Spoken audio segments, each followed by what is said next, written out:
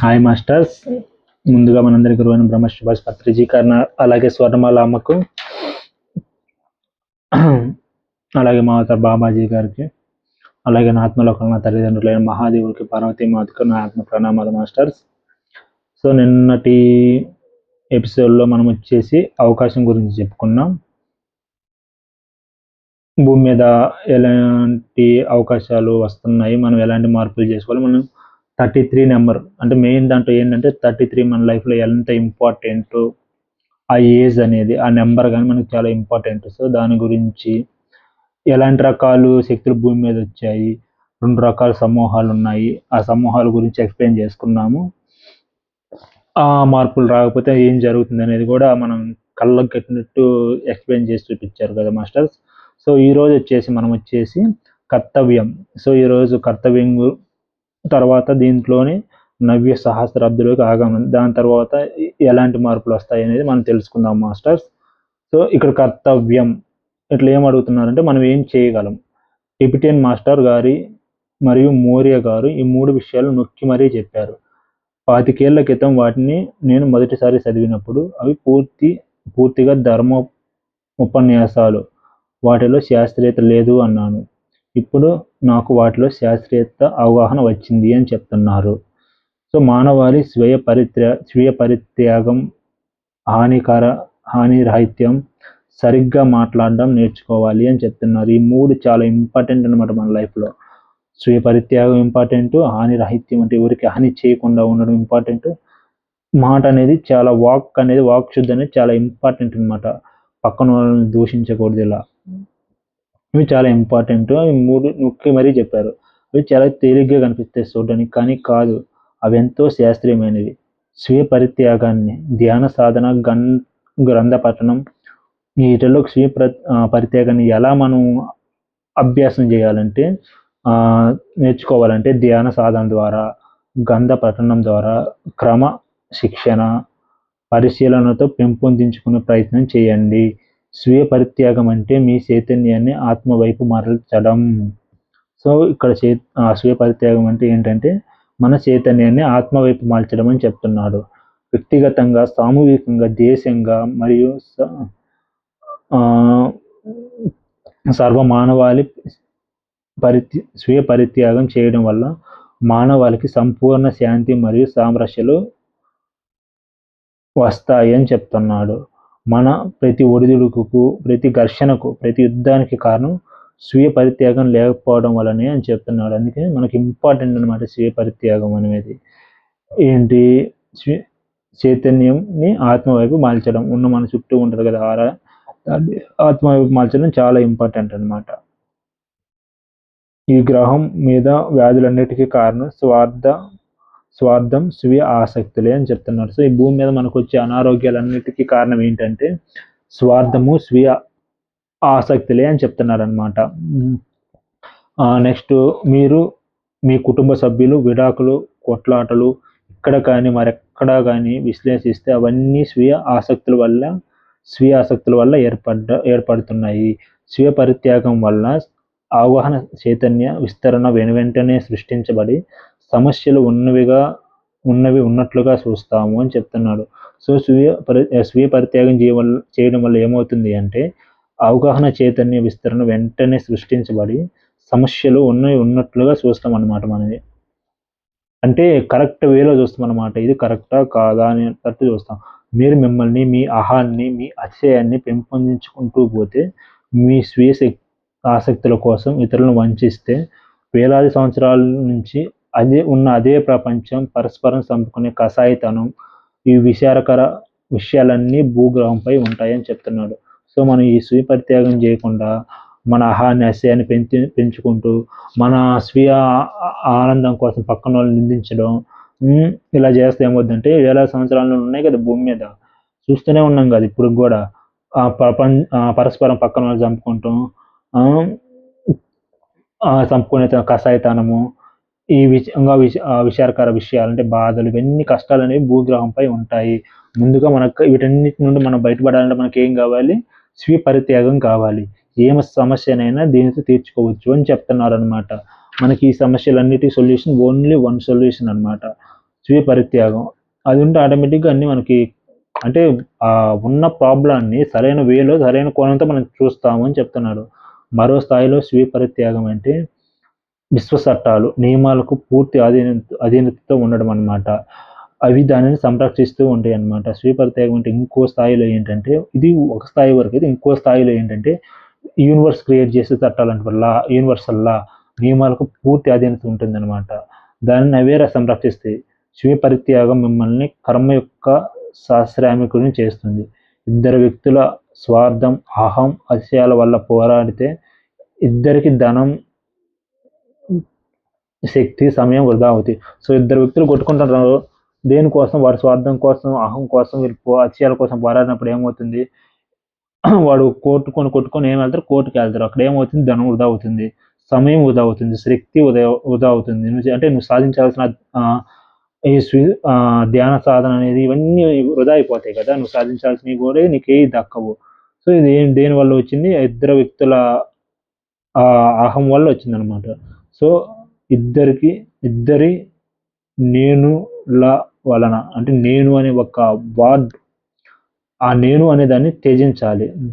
అలా కాక మీరు నేను స్వీయ పరిత్యాగిని, దేని గురించి పట్టించుకోను, ప్రతిదాన్ని కర్మ నియమానికే వదిలివేస్తాను అనుకుంటే కర్మ నియమం ప్రతిదానిని ఊహాతీతంగా చక్కగా సరిచేస్తుంది. కర్మ నియమం సంపూర్ణ ధర్మ నియమం కూడా అంతా అదే చూసుకుంటుంది. సో ఇక్కడ నేను అనే అహాన్ని వదిలేసి నేను దేని గురించి పట్టించుకోను, ప్రతిదాన్ని కర్మ నియమానికి వదిలేస్తున్నాను అంటే ఏమవుతుంది? ఆ కర్మ నియమం అనేది ప్రతిదాన్ని ఊహాతీతంగా చక్కగా చేస్తుంది. అంటే ఏ క్షణంలో ఏం చేయాలో అది చేస్తుంది. ఇది ఎక్స్పీరియన్స్ ఆల్రెడీ నేను పొందాను మాస్టర్స్. ఎందుకంటే నా జీవితంలో ఒకనొక స్టేజ్లో నా చుట్టూ ఉన్న వాళ్ళు నన్ను చాలా ఇబ్బంది పెట్టారనమాట. సో అప్పుడు నేనేంటి, సరే వీళ్ళు ఇలా చేశారు కదా, మనం ఏం చేయొద్దు, అంతా యూనివర్సే చూసుకుంటుంది. నేను ఏదైనా తప్పు చేస్తే ఆ కర్మ నాకు వచ్చింది. నేనేం తప్పు చేయలేదు కదా ఇక్కడ. సో అందువల్ల నాకేమవుద్ది చూద్దాం. వాళ్ళు తప్పు చేశారు, నేను తప్పు చేయలేదు. సో అక్కడ ఏమవుద్దో చూద్దాం, వెయిట్ చేద్దాం అని చెప్పేసి వదిలేసి యూనివర్స్కి. సో కరెక్ట్గా వదిలేసిన 2 monthsకి ఏమైందంటే వాళ్ళు చేసిన ఆ తప్పుకు అనేది వాళ్ళకి పనిష్మెంట్ అంటే ఎంత దారుణంగా యూనివర్స్ క్రియేట్ చేసిందంటే అది చాలా దారుణంగా వాళ్ళ టోటల్ లైఫ్నే ఎఫెక్ట్ చేసింది అనమాట. అందుకే మనం చేయాల్సిన అవసరం లేదు. ఆ నేను అనే అహాన్ని వదిలేసి స్వీయ పరిత్యాగం అంటే దాన్ని నేను పరిత్యజించాను కదా ఆ రోజు. నేను వాడు అలా చేసిందని చెప్పి నన్ను ఇబ్బందిని పెట్టిందని చెప్పేసి నేను కానీ దానికి రియాక్ట్ అయ్యి ఉంటే అక్కడ నా టైము అన్నీ వృధా అయిపోయాయి కదా. సో నేను అక్కడ వదిలేసిన యూనివర్సే చూసుకుంటుంది అని చెప్పేసి యూనివర్స్ ఏం చేసింది, దానికి తగ్గ ఫలితం వాళ్ళకి ఇచ్చింది అనమాట. సో అలా వదిలేయాలన్నమాట. ఇది చాలా వర్క్ అవుద్ది కూడా మనకి యూనివర్స్ వల్ల. ఎక్కడ తప్పు జరగలేదు. సో కర్మ నియమం సంపూర్ణ ధర్మ నియమం కూడా అంతా అదే చూసుకుంటుంది మాస్టర్స్. ప్రతి పోరాటం, యుద్ధం స్వీయ పరిత్యాగం లేకపోవడం వల్లనే సంభవిస్తున్నాయి. సో ఇక్కడ జరిగే యుద్ధాలు కానీ పోరాటాలు కానీ ఎన్ని ఎందుకు వస్తున్నాయి అంటే మనకి స్వీయ పరిత్యాగం లేకపోవడం వల్లే వస్తున్నాయి. ప్రతి ఒక్కరూ తమ కోసమే వారి ధనం, పేరు, ప్రఖ్యాతులు, స్వాధీనాల కోసమే పని చేస్తున్నారు. ప్రతి ఒక్కరు దేనికోసం పని చేస్తున్నారు? ఎవరు కూడా ఆధ్యాత్మికంగా ఎదుగుదల కోసం ఎవరు పనిచేయరు. నాకు డబ్బు కావాలి, పేరు ప్రఖ్యాతులు కావాలి, ఇవన్నీ నేనే స్వాధీనం చేసుకోవాలి, నేనే గొప్పవాడిగా ఉండాలని వాటి గురించే మనం పని చేస్తున్నాం, పోరాడుతున్నాం. కానీ ఎవరు కూడా ఆధ్యాత్మిక నేను ఎదగాలి, పక్కన వాళ్ళు మనం ప్రేమ పంచాలనే తత్వం లేదనమాట. సో స్వీయ పరిత్యాగం అంటే దైవం వైపు నిలబడడం, ఏం జరిగినా కర్మ వల్లనే జరుగుతుందని భావించడం కూడా. సో తర్వాతది హానిరాహిత్యం. మన సంస్థలు, పాఠశాలలు, చట్టాలు, న్యాయ వ్యవస్థలు, స్థానిక వ్యవస్థలు ప్రతిదీ ఉన్నాయి కదా. ప్రతిదీ ఒక్క నిమిషం పాటు హానిరాహిత్యాన్ని పాటిస్తే ఏమవుతుందో ఊహించండి. మనుష్యులకు, భర్తలకు, భార్యలకు, పిల్లలకు ఎవ్వరికి ఏ హాని చేయకపోవడం. సో ఇక్కడ ఏముంటే ఇప్పుడు మనకున్నాయి కదా స్కూల్లో చట్టాలు, ఇవన్నీ హానిరాహిత్యం. సో ఇవన్నీ సైనిక వ్యవస్థని హాని చేయకుండా మౌనం పాటిస్తే ఏమవుతుందో ఊహించండి. మనుష్యులకు, భర్తలకు, పిల్లలకు ఎవరికి హాని చేయకపోవడం అంటే మనుషులకు భౌతికంగా, అనుభూతికంగా లేదా మానసికంగా ఏ హాని చేయకుండా చూసుకోవడం. మనుష్యులకు హాని చేయడం అంటే వారి దగ్గర నుండి ఆ హక్కులను తీసుకోవడం. అంతే కదా. ఇప్పుడు నేను పక్కన వాళ్ళు హాని చేసిన అంటే వాడి దగ్గర నుండి నేను లాక్కున్నట్టు వాడి ఫ్రీడాన్ని, వాడి హక్కులు మొత్తాన్ని తీసుకోవడమే. హాని చేయడం అంటే భౌతికంగా, అనుభూతికంగా వారిని అనుభూతికంగా, మానసికంగా వారి పరిణామాన్ని నిలిపివేయడం. మనుష్యులు వాళ్ళ కలలు, దర్శనాలు నెరవేర్చుకోకుండా అడ్డంకులు సృష్టించడము. హానిరాహిత్యం ఈ పనులు చేయదు.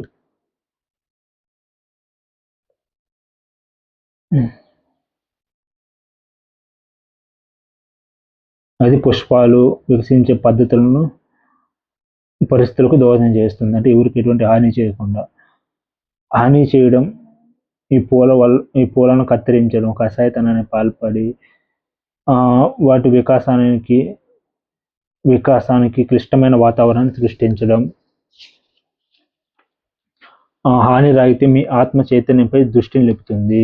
మీరు హాని చేసేవారైతే దుర్గుణాలు, అలవాట్లు, సహజాతులు, కోరికలు, కారణాల వైపు మొగ్గు చూపుతారు. అది మిమ్మల్ని అదుపు చేస్తాయని చెప్తున్నారు. సో హానిరాహిత్యంగా ఉండడం వల్ల మనం ఏం చేస్తాం, మన ఆత్మ చైతన్యం వైపు మనం దృష్టిని నిలుపుతాం. అదే కానీ మనం హాని చేసే సపోజ్ మనం హాని చేసేవాళ్ళం అనుకో, దుర్గుణాల అలవాట్లు, సహజాతులు, కోరికలు, కారణాల వైపు మనం మొగ్గు చూపుతాం. అంటే ఆత్మ చైతన్యం వైపు మనం మొగ్గు చూపం. అవి మిమ్మల్ని అదుపు చేస్తాయని చెప్తున్నారు. సో అవి మనల్ని అదుపు చేస్తాయి అనమాట. ఇప్పుడు కూడా మన శరీరాన్ని, మన ఆత్మని మన అదుపులోనే ఉంచుకోవాలి, కోరికలన్నింటినీ కూడా. అప్పుడు అనుభూతిక విషయాలు, మనో విషయాలు మిమ్మల్ని అదుపు చేస్తూ ఉంటాయి అన్నమాట. ప్రతి ఒక్కరు కూడా మీరు హానిరహిత్యంలో ఉంటే మీరు ఆ స్థాయిలో అదుపు చేయబడక ఆత్మపై దృష్టి కేంద్రీకరిస్తారని చెప్తున్నారు. అందుకే హానిరహిత స్థితిలో ఉండాలి అని చెప్తున్నారు అన్నమాట. మీ బంధాలు మీ ఆత్మస్థాయితో అదుపు చేయబడతాయి. అంటే మనకి ఏమైనా బంధాలు ఉన్నాయనుకో, ఇక్కడ మనం ఏంటి, మనో విషయాల మీద, అనుభూతిక విషయాల మీద అదుపు చేయబడి ఉంటే, మన హానిరహిత స్థితిలో ఉంటే మన బంధాలన్నీ ఏమున్నా కూడా ఆత్మస్థాయిలో అదుపు చేయబడతాయి. మీ మాట, ఆలోచన, అనుభూతిక చర్య ఇతరులపై అడ్డంకులు ఏర్పడకుండా లేదా వారికి ఇబ్బంది, కష్టం, ఆవేదన కలిగించకుండా ఉంటాయి. అవన్నీ కర్మను కలిగిస్తాయి. కనుక మీరు ఈ విధంగా చెయ్యరు. మీరు ఎదుటివారికి చేసిన దానినే మీరు ఎదుటివారికి చేసిన కర్మే మనకు తిరిగి వస్తుంది అని చెప్తున్నారు. సో అందుకే హానిరాహిత్యంగా ఉండండి అని చెప్తున్నారు. ఇవి మన లైఫ్లో చాలా ఇంపార్టెంట్ అనమాట. మన చెడ్డ పనులు, సంకల్పాలు, ప్రణాళికలు ఎన్నిసార్లు మనం మనుషులకు నాశనం చేశాము. సో ప్రకృతిని ఎంత నాశనం చేస్తున్నాము. ఒక యువ భర్తలలో భర్త పరస్త్రీ వ్యామోహంలో ఉండి భార్య నిర్లక్ష్యం చేయగా ఆమె ఆత్మహత్య చేసుకుందంట. తర్వాత రెండో స్త్రీ అతని నుండి వెళ్ళిపోయింది. అతను అనేక మంది స్త్రీలతో ఉంటూ ఎయిడ్స్ గురై మరణించాడు. అంటే దానికి ఒక ఎగ్జాంపుల్ చెప్తున్నాడు అనమాట, మన హానిరహిత స్థితిలో లేకపోతే. సో కర్మ అతనిని దెబ్బతీసింది. హానికర జీవితం మనల్ని తిరిగి మన లైఫ్లోకి వచ్చింది అనడానికి ఇది ఒక ఉదాహరణ. పిల్లలను తిట్టడం, వారిపై అరవడం, కోపగించుకోవడం, ఆకలితో ఉంచడం వంటి చర్యలు మీకు తిరిగి వస్తాయి అని చెప్తున్నారు అనమాట. మనం ఎప్పుడైతే హానిరహిత స్థితిలో లేకపోతే విత్తనాలకు అనుకూల పరిస్థితులు కల్పించి ఎరువులు వేసి అవి పెరిగి పెద్దయి ఆనంద పుష్పాలు ఇచ్చి ఫలితంగా ఫలించే అంటే ఈ హానిరహిత స్థితికి విత్తనాలు వేసి అనుకూలంగా పరిస్థితిని క్రియేట్ చేసి ఎరువులు వేసి పెంచి అవి అందమైన పుష్పాలు ఇచ్చే విధంగా, ఫలితాలు వచ్చే విధంగా చేయాలి. హానిరాహిత్యం క్రూరత్వాన్ని, నేరాలను, భయాన్ని, ద్వేషాన్ని తరిమి కొడుతుంది అని చెప్తున్నారు. సో అందుకని హానిరాహిత్య స్థితిలో ఉండండి. ఇక మూడోది వచ్చేసి సరైన వాక్శుద్ధి అనమాట. ఇది చాలా ఇంపార్టెంట్ అనమాట మనకు. మీరు మనుషులైతే ఈ మూడింటిని నిజంగా సాధన చేయబోతున్నారు. ప్రతి ఒక్కరు మిమ్మల్ని మీరు పరిశీలించుకోండి. స్వీయ పరిత్యాగం, హానిరాహిత్యం, సరైన వాక్కు. మీ రేడియోలు, టెలివిజన్లు, వార్తాపత్రికలు ఎంతో మూర్ఖమైన విషయాలను ప్రచారం చేయడం, రాయడం చేస్తున్నాయో, పగలు రాత్రి మానవ వాతావరణానికి సరికాని వాక్కులతో కలిసి చేస్తున్నాయో మీరు ఊహించగలరా? సో ఇప్పుడు మనం చూస్తాం కదా న్యూస్లో ఎలా తిట్టుకుంటుంటారో చూడండి ఒకసారి. పేపర్లో కూడా నిజాన్ని ఆల్మోస్ట్ వచ్చి అన్ని న్యూస్ పేపర్లో కూడా 100లో 90% అంతా ఫేక్ న్యూస్. అక్కడ జరిగింది ఒకటైతే ఇక్కడ రాసేది ఒకటి. న్యూస్లో కూడా అంతే. సో అవన్నీ మనల్ని ఎటువైపు నడిపిస్తున్నాయి, తప్పుడు మార్గం వైపు నడిపిస్తున్నాయి అన్నమాట. కోర్టుల వద్దకు వెళ్ళి వినండి, అది సరికాని వాక్. కోర్టు దగ్గర కూడా అంతే కదా. ఇప్పుడు సరైన న్యాయం జరుగుతుందంటే కోర్టులో కూడా సరైన న్యాయం జరగట్లా. అక్కడ కూడా అది ఏంటంటే సరికాని వాకే. చాలా వరకు ధర్మం ఉండదు అని చెప్తున్నారు. ఒక మనిషి ఎవరినో చంపితే 10 మంది న్యాయవాదులు కలిసి ఆయన పవిత్రుడిగా చేస్తారు. అంతే కదా. డబ్బు ఇచ్చినప్పుడు ఏం చేస్తున్నారు, ఆ తప్పు చేసినోడిని కూడా నిర్దోషం చెప్పి బయటకు తీసుకొస్తున్నారు అనమాట. నిందితుడి తోకను చట్టం పట్టుకోలేకపోయింది కనుక అతడు పవిత్రుడు. అది సరికాని వాక్కు. మీ జీవితంలో ఉదయం నుంచి రాత్రి వరకు మీరు ఎన్ని సరికాని మాటలు మాట్లాడారో చూసుకుంటే ఊరి దేవుడు మీరు చెప్పింది తప్పు, మర్యాదగా లేదు, మృదువుగా లేదు, సామరస్యంగా లేదు, విషయానికి చెందిందిగా లేదు. సరికాని వాక్కు సరైన వాక్కు పవిత్రతకు, వాస్తవికతకు, స్పష్టతకు దారి తీస్తుంది. సో ఇవన్నిటిని మనం ఏ రోజుకి ఆ రోజు సెల్ఫ్ అంటే ఉదయం నుండి సాయంత్రం దాకా మనం పడుకునే ముందు ఒక బుక్ తీసుకొని ఈరోజు మనం ఏం చేసినాం, ఏం మాట్లాడినామని ఒక్కసారి మనం సెల్ఫ్ చెక్ చేసుకుంటే, అంటే ప్రతి ఒక్కరు సెల్ఫ్ చెక్ చేసుకోవాలి. చేసుకుంటే మన ఆధ్యాత్మిక ఎదుగుదలకు కానీ అన్నిటికీ చాలా యూజ్ అవుతుంది అనమాట. అంటే మనం ఎంత వాక్ శుద్ధి మెయింటైన్ చేస్తున్నాము, రాహిత్య స్థితిలో ఉన్నాము, స్వీపరిత్యాగం చేస్తున్నాం, ఇవన్నీ అనేది మనకు క్లారిటీ వస్తుంది అనమాట. మనం ఏం మార్పులు చేసుకోవాలి, ఇది ప్రతి ఒక్కరి లైఫ్లో ఇంప్రూవ్మెంట్ చేయాలన్నమాట. ఆ బుక్ మీద రాసుకొని అనలైజ్ చేసుకోండి. ఇలా చేస్తే ఏంటంటే మనం ఎంతవరకు సరైన వాక్ మాట్లాడుతున్నాం, ఎంత పవిత్రంగా, వాస్తవికంగా, స్పష్టంగా మనం ఉన్నాం, సరైన వాక్తో ఉన్నాం అనేది మనకు క్లారిటీ వస్తుంది. సరికాని వాక్ ఫలితం ఇలా ఉంటుందని చెప్తున్నాడు. ఎలా మనం ఇక్కడ కూర్చున్నప్పుడు చెత్త తక్కువ వచ్చి బోల్డని చెత్తను కుమ్మరించి వెళ్ళింది అనుకోండి, దాని వెనకే వచ్చిన పురుగులు, వాసన, దుమ్ము మన ఎంతో ఇబ్బంది, అసౌకర్యాన్ని కలిగిస్తుంది కదా, అంతే కదా. సో సరికాని వాక్కు విషయంలో కూడా ఇదే జరుగుతుంది. సరైన వాక్కు మంచి వాతావరణాన్ని సృష్టిస్తుంది. న్యాయవాదులు, న్యాయస్థానాలు, రాజకీయ నాయకులు, విద్యావేత్తలు, వైద్యులు, నర్సులు, వార్తాపత్రికలు ప్రతి చోట సరికాని వాకులతో మానవాళి వాతావరణంలో చెత్తను సృష్టిస్తున్నారు. సో ఇప్పుడు నేను చెప్పిన ప్రతి ఒక్క దాంట్లో అది సరికాని వాక్. అంటే అక్కడ ట్రూత్ లేదనమాట, అంతా అబద్ధాలు, అంటే అక్కడ నిజం లేదు, ఓన్లీ అబద్ధం ఉంది. సో దానివల్ల మానవాళి చుట్టూ వాతావరణంలో ఏం చేస్తున్నారు, పొల్యూట్ చేస్తున్నారు ఆ వాతావరణం మొత్తాన్ని. ప్రతి క్షణం నోటి గుండా పొగలు కక్కుతుంటే మానవాళి ఆరోగ్యం ఎలా ఉంటుంది, దాని తీవ్రతను మీరు ఎప్పటికైనా అర్థం చేసుకోగలరా. అందుకే క్రీస్తు ఒక ముఖ్య విషయం చెప్పాడని చెప్తున్నాడు. అది దుష్టత్వం నిండిన ప్రతి మాటకు చివరిలో మీరు లెక్కించవలసి ఉంటుంది. అదెంతో భారమైంది. సో మనం చేస్తాడే ప్రతి మాటకు దాని ఫలితం కూడా మనమే అనుభవించాల్సి ఉంటుంది. సో అది ఎంతో భారమైందని చెప్తున్నాడు.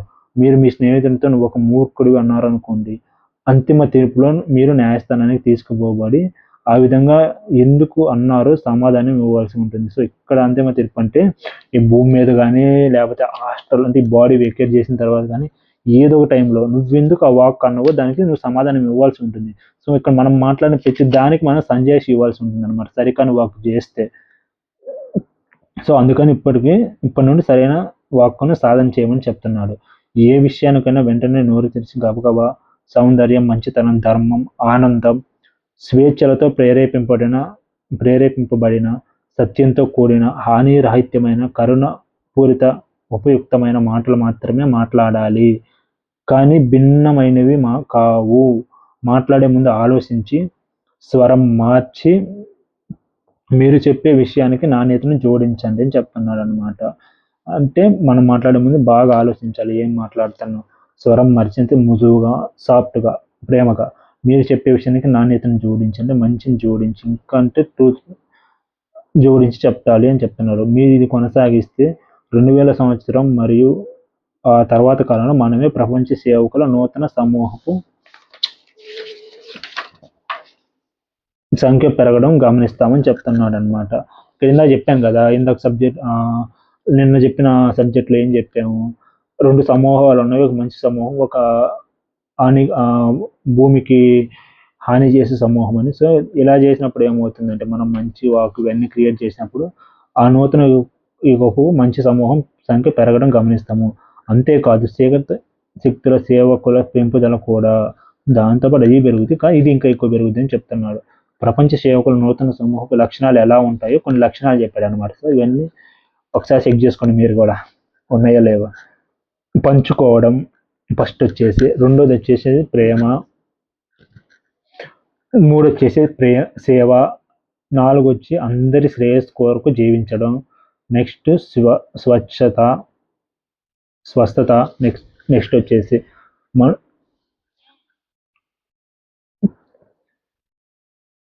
తర్వాత మనుషులను రక్షించడం, తర్వాత త్యాగపూర్వక సేవ, తర్వాత వ్యక్తిత్వంలోను 3 స్థాయిలలో నిరోధాలను తొలగించడం, ఇందా చెప్పాను కదా 3 రకాలు ఉంటాయని. సో దాంట్లో అన్నమాట. స్వేచ్ఛ నెక్స్ట్, తర్వాత ఐక్యత, తర్వాత దాతృత్వం, తర్వాత సహనం, తర్వాత క్షమ, తర్వాత సౌందర్యం. శక్తుల ప్రతినిధుల లక్షణాలు ఎలా ఉంటాయంటే దోపిడీ, ద్వేషం, వంచన, అదుపు, హత్యలు, ఇతర అభివృద్ధి ఇతరుల అభివృద్ధిని నిరోధించడం, ఒకరు ఎదుగుతుంటే మనం తొక్కేయడం అనమాట. వేర్పాటువాదం, అత్యాస, అసహనం, అతిశయం, అహం, కప్పిపుచ్చడం, ఇవన్నీ చీకటి శక్తుల ప్రతినిధులు లక్షణాలు అనమాట. చీకటి శక్తుల ప్రతినిధులు అనేక వ్యాధుల వ్యాప్తి చేయడమే కాక వారి కుటుంబాలు, సమూహాలు, దేశాల మధ్య చీలిక ఏర్పరుస్తారు అని చెప్తున్నాడు అనమాట. వికారాన్ని, నేరాలను, లంచగొండితనాన్ని అంతర్జాతీయ స్థాయిలో విస్తృతంగా వ్యాప్తి చేయడం వారి శక్తివంతమైన ఆయుధం.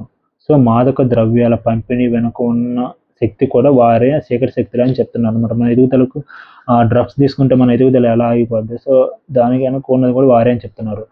పిల్లలు చీకటి శక్తుల వల్ల కలుషితం కాకముందే ప్రపంచ సేవకులను నూతన సమూహ లక్షణాలు పెంపొందించుకున్న ఒక కొత్త తరం సిద్ధం చేయబడాలి అని చెప్తున్నారు. సో ఈ తరాన్ని మార్చాలి, కొత్త తరాన్ని పెంచాలి. సో మనకి ఇవన్నీ ఇప్పుడు చెప్పిన ఈ బుక్లో చెప్పిన ప్రతి ఒక్క పాయింట్ కూడా చాలా ఇంపార్టెంట్ అనమాట. సో మంచి వెనకే చెడు ఉంటుంది. ఇది ఎంత ఉంటుంది అదే ఎంత ఉంటుంది. ఇది మనం ఎంత చేయడానికి ట్రై చేస్తుంటే అది వెనక్కి లాగేయడానికి అంతే ట్రై చేస్తుంటుంది అనమాట. సో మనం ఏంటంటే అన్ని సెల్ఫ్ చెక్ చేసుకుంటే మనం ఏ వేలో వెళ్తాను, ఎలా ఉంటే లక్షణాలు మనలో ఉన్నవి అనేది డైలీ ఏ రోజుకి ఆ రోజు సెల్ఫ్ చెక్ చేసుకొని మన లైఫ్లో మనమే ఆ మార్పులు తెచ్చుకోవాలి. సో దీని తర్వాత ఏమైపడిందంటే ఈ ఉపన్యాసం తర్వాత పవిత్ర సమూహం ఏర్పడింది. సో దీంట్లో చెప్పుకున్నాం కదా ఇందాక మనం, దీంట్లో ఇంకోటి కూడా చెప్పుకుంటున్నాం.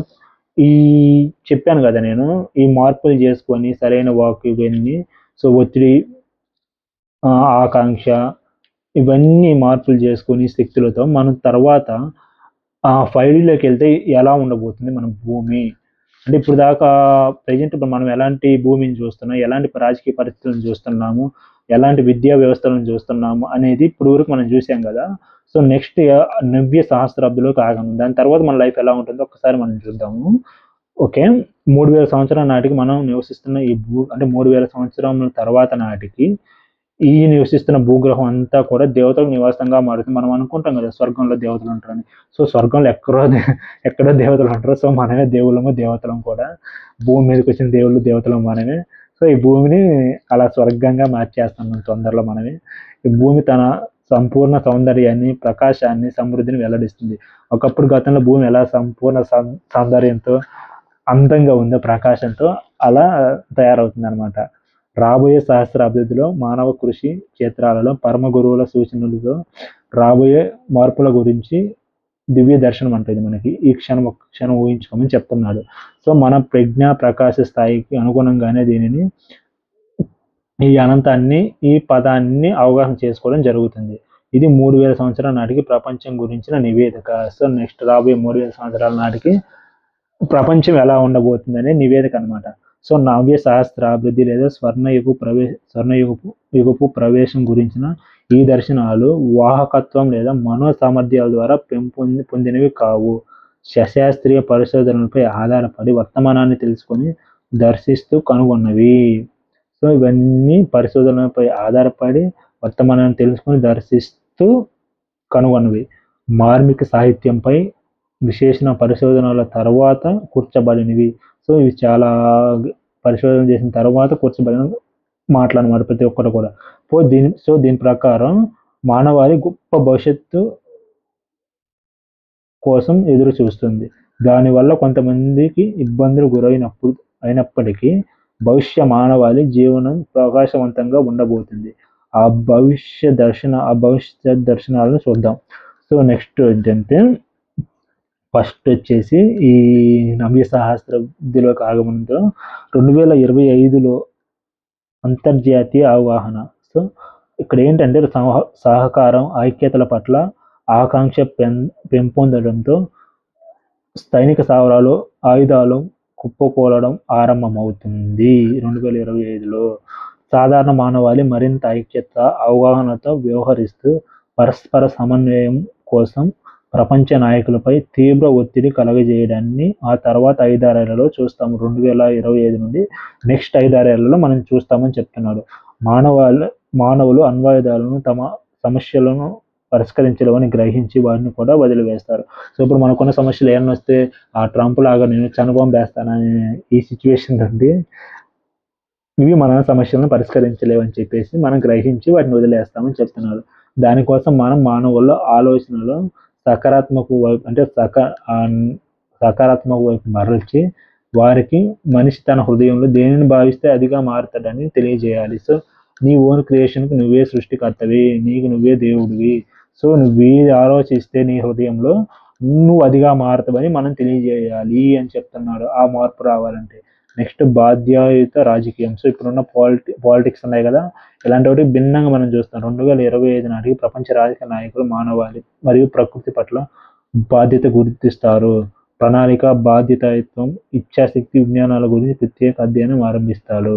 సో 2025 తర్వాత మరింత పరిణితి చెంది నిస్వార్థతతో బాధ్యతాయుతంగా వ్యవహరించే సర్వుల సంక్షేమం ఆకాంక్షించే రాజకీయ నాయకులను మనం చూస్తాము.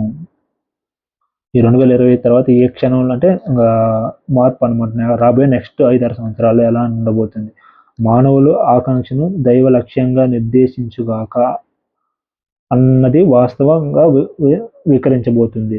నెక్స్ట్ వచ్చేసి 2030 నుంచి 2040 వరకు విద్య ఎలా ఉండబోతుంది ఇప్పుడున్న చదువులు. సో ఈ కాలంలో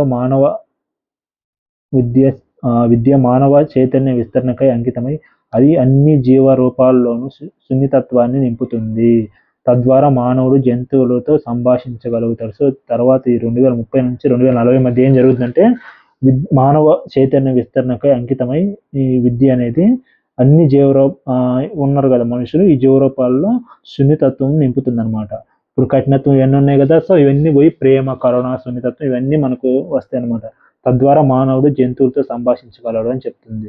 అదేవిధంగా మానవుడు మరియు జంతువుల మధ్య సంభాషణ మొదలై మనిషి వృక్షాలతో, సముద్రాలతో, నదులతో, కొండలతో, సముద్రాలతో, నక్షత్రాలతో కూడా సమాచారం నెలకొల్పగలుగుతాడు. మానవాళి సర్వజీవులన్నిటికీ పట్ల సున్నితత్వాన్ని పెంపొందించుకుంటుంది అని చెప్తున్నాడు అనమాట. ఇప్పుడు మనకి కఠినంగా ఉన్న ఈ తత్వాలన్నీ పోతాయి రాబోయే 20 సంవత్సరాలలో అని చెప్తున్నాడు. 2025 నుంచి 2050 మధ్య కాలంలో ఏం జరగబోతుంది అని చెప్తున్నాడు. ఈ మధ్య కాలంలో మనకు మరణించిన వారికి ఉన్నత దళాల మధ్య సమాచార రేఖలు ఏర్పడతాయి. ఇప్పుడు ఏర్పడుతున్నాయి కదా, మనం మెడిటేషన్లో హాస్టల్లో ట్రావెల్ చేయడము, ఆత్మలను దర్శించడం ఇది చేస్తున్నాం కదా. సో ఆ సమాచార రేఖలు ఏర్పడతాయి అన్నమాట. నాకు ఏర్పడ్డాయి, నాకు రియల్ లైఫ్లో చాలా వరకు ఏర్పడి నేను కూడా ఒకసారి సోల్తో కనెక్ట్ అయ్యాను రియల్గానే. సో ఇలాంటి మార్పులు జరుగుతాయి. నూతనంగా అభివృద్ధి చెందిన ఉపకరణాల ద్వారా మరణించిన వారితో మాట్లాడడం సాధ్యమవుతుంది. సో ఇది నేను ఈ ప్రయోగం చేశా. నూతనంగా అభివృద్ధి చెందినంటే ఆ మరణించిన వారితో ఎలా మాట్లాడాలి అనేది ఈ ప్రయోగం చేసి అందులో నేను సక్సెస్ అయ్యా కూడా. సో అందువల్ల ఇలాంటి మార్పులన్నీ వస్తాయి రాబోయే కాలంలో అని చెప్తున్నాడు. అలాగే ఉన్నత తలంలో ఉండే మహానుభావులను కూడా మనం సంప్రదించగలం. సో నేను ఉన్నారు కదా బుద్ధుడు, బాబాజీ ఇట్లా. సో నేను బాబాజీని దర్శించాను. నాకు ఇందులో జరిగిన ఎక్స్పీరియన్స్ ఏంటంటే నేను మరణించిన వారితో మాట్లాడాను, అలాగే బాబాజీని కూడా దర్శించాను, బాబాజీతో మాట్లాడడం కూడా జరిగింది. సో ఆయన శిష్యుల్లో పూర్వకాలంలో ఉన్నప్పుడు, ఆయన భూమి మీద ఉన్నప్పుడు ఆయనతో పాటు జరిగిన శిష్యుల్లో నేను కూడా ఒక జన్మ తీసుకున్నా. ఆ టైంలో వాళ్ళల్లో నేను కూడా ఒకరిని. కొంతకాలం క్రితం చంద్రుని చేరినట్లు మనం దేనినైనా ఎవరినైనా చేరగలం. మన పదాల నుంచి అసాధ్యమన్న దాన్ని తొలగించే రోజు వస్తుంది. అశాస్త్రీయంగా సృష్టించబడిన ఉపకరణాలతో సూక్ష్మ శరీరంలో ఉన్న మన ప్రీతములను మనం దర్శించగలము. సో ఎప్పుడైతే ఈ మార్పులన్నీ జరుగుతున్నాయో ఈ శక్తి అంతా భూమి మీద 5Dలో పూర్తిగా వచ్చేస్తాము. అసాధ్యం అన్నదనే మాట మన నోటి నుండి రాదనమాట. శాస్త్రీయంగా సృష్టించబడిన ఉపకరణాలతో సూక్ష్మ శరీరాల్లో ఉన్న మన ప్రీతములను అంటే మన చనిపోయిన వాళ్ళు మనం దర్శించగలుగుతాము అని చెప్తున్నాడు. ఇంకా 2045 నుంచి కళాకార రంగాల్లో కూడా ఎట్లాంటి మార్పులు వస్తాయన్నమాట. విశ్వచలాన్ని, వర్ణాన్ని, శబ్దాన్ని మరియు కిరణాల సౌందర్యాన్ని వెల్లడించడం జరుగుతుంది. ఒక గ్రహం భ్రమణం, పరిభ్రమణం చెందుతున్నప్పటికీ అది గ్రహం పైన, ఇతర గ్రహాల పైన, నక్షత్ర మండలాల పైన సృష్టించే శబ్ద, వర్ణ, చలన ప్రభావాన్ని కూడా మనం అనుభూతి చెందగలం. అంటే అన్నిటికీ ఓదానికి ఉన్నట్టు ఇంటర్ కనెక్టింగ్ ఉంటుంది అనమాట. ప్రతిదాన్ని మనం అనుభూతి చెందగలం. అంటే ఏ లోకంలోకైనా, ఏ నక్షత్ర మండలంలోకైనా మనం వెళ్ళగలము అని చెప్తున్నారు. విజ్ఞాన శాస్త్రం అలాగే డెవలప్ అవుతుంది. మత సంబంధమైనవి కూడా వీటన్నిటికి పోతాయి. మత సంబంధం ఎలా ఉంటాయి?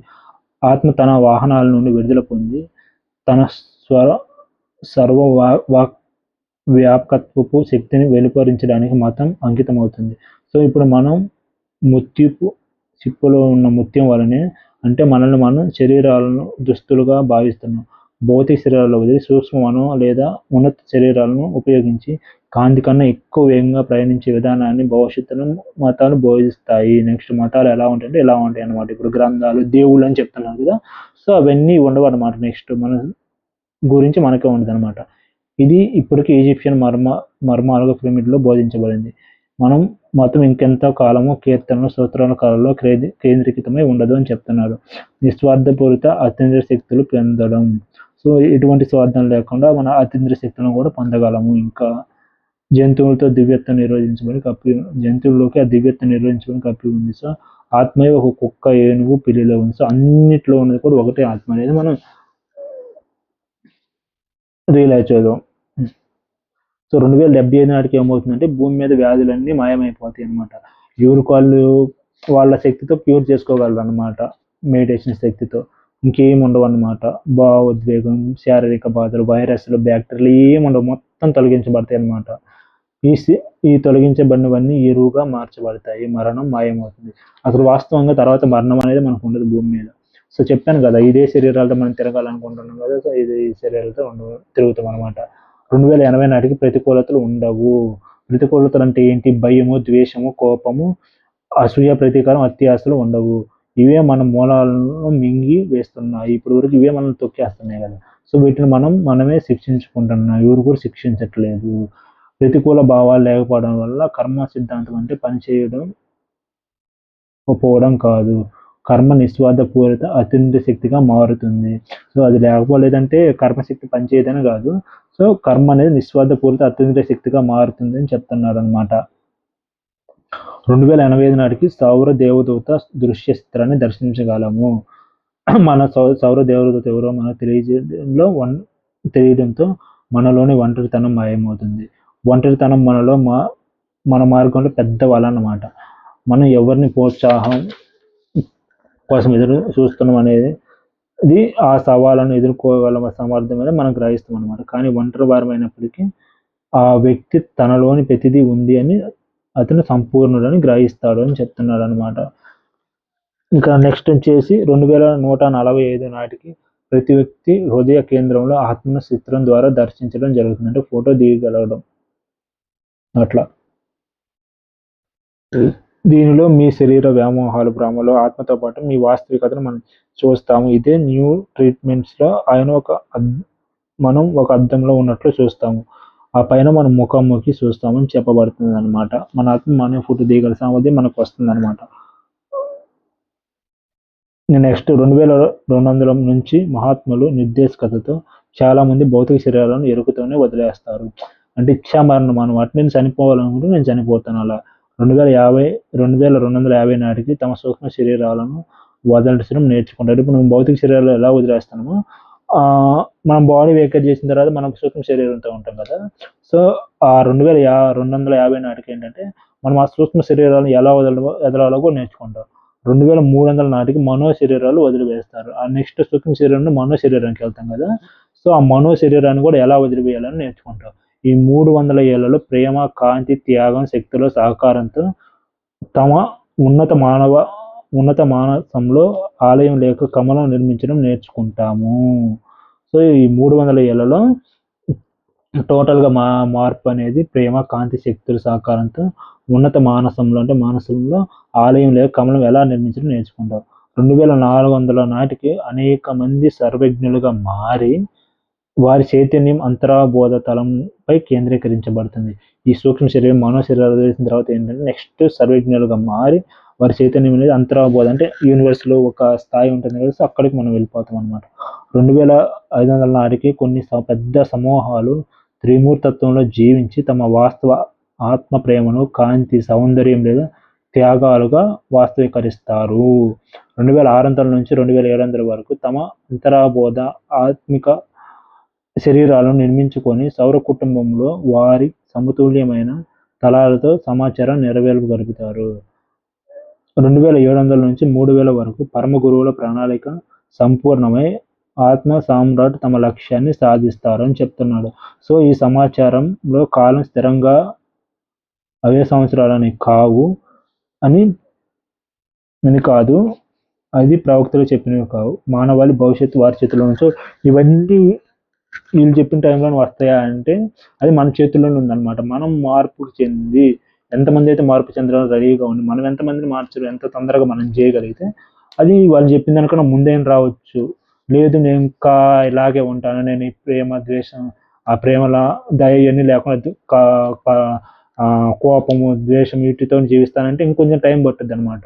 ఇది మన చేతుల్లోనే ఉంది. మానవాళి భవిష్యత్తు అనేది మన భవిష్యత్తు మన చేతుల్లోనే ఉందన్నమాట. భూమిని స్వర్ణయుగంగా మార్చుకోవాలా లేదా ఇంకా టైం కావాలా లేదా త్వరగా మారుతాం అనేది మన చేతుల్లోనే ఉందన్నమాట. సో ఈ భూమిపై ఉన్న శక్తి ప్రవాహానికి మానవ ప్రతిస్పందనలు లేదా ప్రతిచర్యల ప్రకారం ఆ కాలం 10 నుంచి 100 సంవత్సరాలకు మారవచ్చు అని చెప్తున్నాడు. సో ఇప్పుడు భూమి మీద ప్రసరిస్తుంది కదా చంబాల శక్తి. సో మానవాళి ప్రతిస్పందనలు లేదా ప్రతిచర్యల ప్రకారం అంటే మనం స్పందించే దాన్ని బట్టి 10 నుంచి 100 ఏళ్ళు పెరగొచ్చు తగ్గొచ్చు అనమాట. అదంతా మన చేతుల్లోనే ఉంది. సో ఇది మార్పు అనేది మనం ప్రతి ఒక్కరు సిద్ధంగా ఉండి మనం సంపూర్ణ స్వర్ణయుగంలోకి వెళ్ళాలని కోరుకుందాం మాస్టర్స్. మానవులు ఆకాంక్షలు ఆలోచనలు ఆకాంక్ష దర్శనాలు ఈ నూతనత్వాన్ని సృష్టిస్తాయి. ఇది మన ఓన్ క్రియేటివ్ అనమాట. ఆలోచన మన థాట్ పవర్ ఆకాంక్ష కోరిక దర్శనాలు ఈ నూతన యుగాన్ని సృష్టిస్తాయి అని చెప్తున్నాడు. భూమిపై స్వర్గావతరణ స్వాగతిద్దాం, దానికి సంసిద్ధులవుదాం, సువర్ణయుగంలో ప్రవేశిద్దాం. Thank you masters.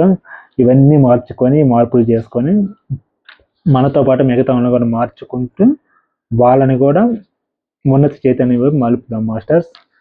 భూమి మీద స్వర్ణయుగాన్ని నవ్య శాస్త్రార్థులకి తీసుకెళ్దాం అందరినీ. Thank you so much masters.